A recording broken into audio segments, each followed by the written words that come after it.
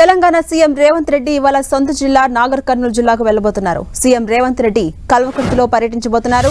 మధ్యాహ్నం 2 గంటలకు హెలికాప్టర్లో కల్వకుర్తికి బయలుదేరి వెళ్లబోతున్నారు. సాయంత్రం బీఎస్ఎన్ఎల్ ప్రాంగణంలో జరిగే జైపాల్ రెడ్డి సంస్మరణ సభకు సీఎం హాజరు కానున్నారు. అలాగే శ్రీశైలం హైవేలోని కొట్ర సర్కిల్ వద్ద ఏర్పాటు చేసిన కేంద్ర మాజీ మంత్రి దివంగత కాంగ్రెస్ నేత జైపాల్ రెడ్డి విగ్రహాన్ని ముఖ్యమంత్రి రేవంత్ రెడ్డి ఆవిష్కరించబోతున్నారు. కల్వకుర్తిలో జరిగే సభకు దాదాపు 25,000 మందిని సమీకరించేందుకు కాంగ్రెస్ సన్నాహాలు చేస్తోంది. ఇక సీఎం వెంట డిప్యూటీ సీఎం భట్టి విక్రమార్క, మంత్రులు దామోదర్ రాజనరసింహ, జూపల్లి కృష్ణారావు కూడా కల్వకుర్తికి వెళ్లబోతున్నారు.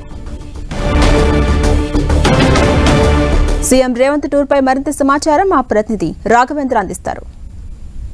నేడు నాగర్ కర్నూలు జిల్లా కల్వకుర్తి నియోజకవర్గంలో సీఎం రేవంత్ రెడ్డి పర్యటించనున్నారు. కల్వకుర్తి పట్టణంలోనూ ఏర్పాటు చేసినటువంటి బహిరంగ సభ దగ్గర ఏర్పాట్లను చూస్తున్నాం. మనము ఏదైతే మధ్యాహ్నము 3 గంటలకు సభా ప్రాంగణానికి చేరుకునేలా ఇక్కడ ఏర్పాట్లు చేస్తున్నారు. పెద్ద ఎత్తున కూడా పబ్లిక్ను జన సమీకరణ చేయనున్నారు.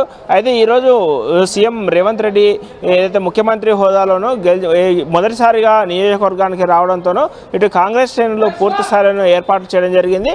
ఇక్కడ భారీ బహిరంగ సభలో పాల్గొన్న అనంతరము ఏదైతే కోట్రా చౌరస్తాలోనో అక్కడ ఏదైతే మాజీ కేంద్ర మంత్రి జైపాల్ రెడ్డి విగ్రహావిష్కరణ కార్యక్రమంలో కూడా పాల్గొననున్నారు. జైపాల్ రెడ్డి విగ్రహావిష్కరణ కార్యక్రమంలోనూ సీఎం రేవంత్ రెడ్డితో పాటు జిల్లాకు చెందినటువంటి కాంగ్రెస్ నాయకులంతా కూడా విగ్రహావిష్కరణ కార్యక్రమంలో పాల్గొనున్నారు. అదేవిధంగా జైపాల్ రెడ్డి కుటుంబీకులంతా కూడా అక్కడ హాజరయ్యే అవకాశం ఉంటుంది.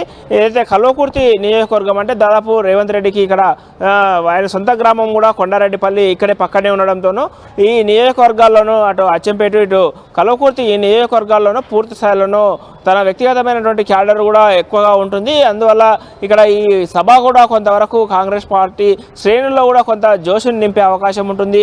ఎందుకంటే ఈ ప్రాంతంలో నుంచే ఇక్కడ నుంచే రాజకీయంగా తన ప్రస్థానాన్ని మొదలుపెట్టినటువంటి పరిస్థితి అయితే కనిపించింది. గతంలో కూడా జెడ్పీటీసీగా మిర్జిల్ మండలం నుంచి తన రాజకీయ ప్రస్థానాన్ని మొదలుపెట్టినటువంటి నేపథ్యంలోనూ ఈరోజు ముఖ్యమంత్రి హోదాలో ఒక్కసారిగా ఇక్కడికి రావడంతోనూ ఇదంతా కూడా దాదాపు ఈ ఉమ్మడి పాలమూరు ప్రజానీకంతో పాటు ఈ కల్వకుర్తిలోనూ ఎక్కువ కూడా తన అనుచరులు ఉండేటటువంటి ప్రాంతంగా కూడా చెప్పవచ్చు. దీంతో ఈ సభను కూడా పూర్తి స్థాయిలో సక్సెస్ చేసేందుకు కాంగ్రెస్ శ్రేణులు అయితే కసరత్తు చేస్తున్నారు.